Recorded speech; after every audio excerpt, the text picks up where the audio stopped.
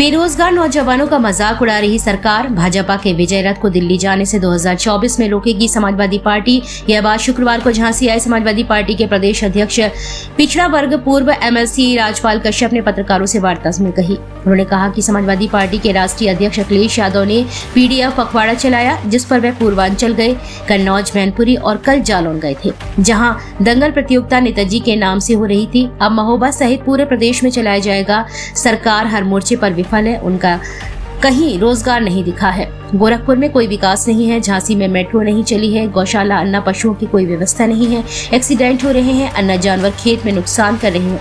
ये सरकार नौजवानों किसान की कमर तोड़ रही है, इसलिए किसान धरने पर बैठे हैं। किसानों पर लाठी डंडा, गोली, आंसू गैस के गोले और गोलियां चला रही है। उन्होंने कहा कि भाजपा केवल उद्योगपतियों को खेती, किसानी, व्यापार आदि सभी कारोबार उद्योगपतियों को देने का सरकार काम कर रही है। उद्योगपतियों को सब कुछ देकर यह सरकार देश को गुलाम बनाने का काम कर रही है। सरकार बेफिजूल ही टैक्स लगाकर, जीएसटी लगाकर कमर तोड़ रही है लोगों की। बाबा साहब का संविधान बदलने का प्रयास कर रहे हैं भाजपा के लोग। सरकार जैसी नौकरी संविदा पर दे रही किसानों को भी कभी नौकरी से निकाल दिया जाता है, उसी प्रकार मंत्री भी संविदा पर रख रहे हैं, जब चाहे हटा दे। पूरे उत्तर प्रदेश में कोई विकास नहीं है, केवल विकास भाजपा के 5 स्टार होटल में दिख रहे हैं इनके। सिपाही भर्ती में अरबों रुपए सरकार ने लिए, लेकिन अभ्यर्थी को कोई सहायता नहीं दी। भर्ती में आने वाली सड़कों पर सो रहे हैं। भाजपा ने कहा था 2 करोड़ लोगों को नौकरियां देंगे, लेकिन किसी को नौकरी नहीं दी। सारी भर्तियां निरस्त हो जाती हैं। शिक्षकों की भर्ती में घोटाला हुआ, उसमें किसी को नौकरी नहीं मिली। नौजवानों को नौकरी नहीं दे पा रही है सरकार। नौकरी के नाम पर फॉर्म भरवाकर उसकी फीस ले रही है। बस नौजवान बेरोजगारों का मजाक उड़ाया जा रहा है। यह बात बेरोजगार भी समझ रहे हैं। इस बार अखिलेश यादव के नेतृत्व में समाजवादी पार्टी भाजपा के विजय रथ को दिल्ली नहीं जाने देंगे, उसे यही उत्तर प्रदेश में रोकने का प्रयास करेंगे। वहीं उन्होंने जयंत चौधरी के जाने की बात पर कहा कि किसी के आने जाने से पार्टी को कोई फर्क नहीं पड़ता है। वहीं इससे प्रेस वार्ता में अलग नजरिया देखने को मिला, जिसमें जिला स्तर से लेकर वरिष्ठ सपा नेता इस प्रेस वार्ता में नदारत नजर आए, जिसकी चर्चा वहां मौजूद लोग दबी जुबान में करते नजर आए हैं। 2024 में कैसे मुकाबला करने जा रहे हैं? समाजवादी पार्टी के राष्ट्रीय अध्यक्ष माननीय श्री अखिलेश यादव जी लगातार बीजेपी के लिए चुनौती बनते जा रहे हैं। बीजेपी पूरे देश में किसी से घबराई है तो माननीय अखिलेश यादव जी से नाना प्रकार के षड्यंत्र रच रही है, लेकिन बीजेपी का कोई षड्यंत्र काम नहीं आएगा।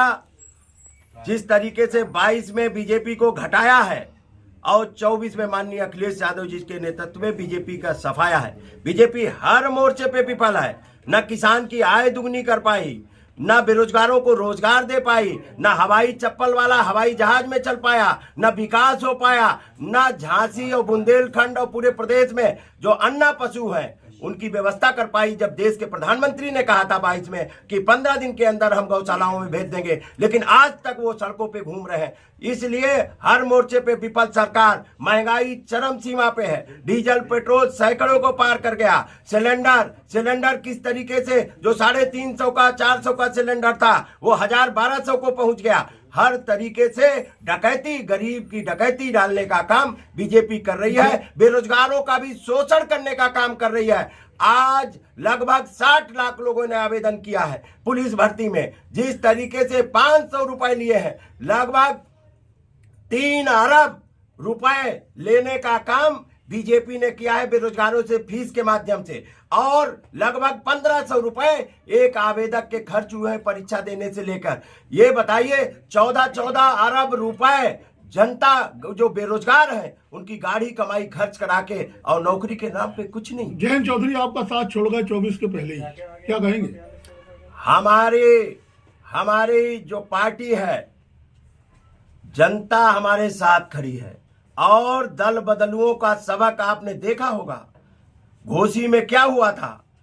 दल बदल करके लोग गए थे, तो जनता अब जागरूक हो गई ऐसे दल बदल करने वाले लोगों को भी। और हमारी पार्टी, हमारे नेता ने तो सबका सम्मान किया, उनको राज्यसभा भी दिया, टिकटें भी दी, पार्लियामेंट जो चाहे वो दी। हमारे नेता धोखा खा सकते हैं लेकिन धोखा देते नहीं है, हमारे नेता ने सिखाया। सवाल जयंत चौधरी के जाने के साथ में खड़े हो, आप हमें धोखा देके चले जाओ तो हम इस पे क्या कर सकते हैं? हमारे नेता माननीय मुलायम सिंह यादव जी ने सिखाया है कि धोखा खा लेना लेकिन धोखा देना नहीं। आपने मध्य प्रदेश में आपने कांग्रेस को धोखा दिया, उत्तर प्रदेश में 24 के लिए आप शामिल हो रहे हैं। मैंने किसी को धोखा नहीं दिया। मैं अपने समाजवादी मूल्यों और समाजवादी पार्टी की नीतियों और कार्यक्रमों को लेकर पूरे प्रदेश और देश में और बाबा साहब के संविधान की रक्षा और लोकतंत्र की रक्षा के लिए हम लड़ाई लड़ रहे हैं। जयंत चौधरी के जाने से कितना फर्क पड़ेगा सपा को?